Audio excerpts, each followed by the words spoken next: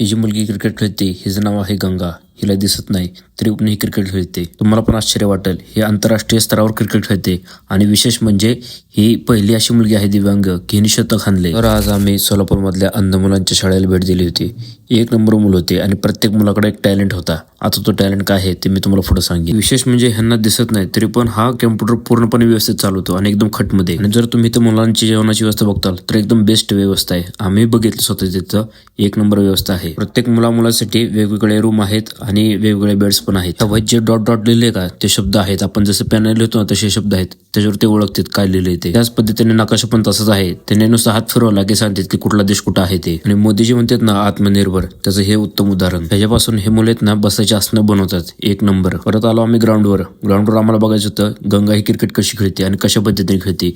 ती बॉलच्या आवाजावरच ओळखते की बॉल कुठपर्यंत आलाय. आणि विशेष म्हणजे ते ऑलराऊंडर आहे. बॉलिंग पण करते आणि बॅटिंग पण करते. आणि लवकरच ते आता पुढच्या महिन्यात आंतरराष्ट्रीय स्तरावर वर्ल्ड कप खेळायला जाणार आहे. त्यामुळे तिला खूप शुभेच्छा.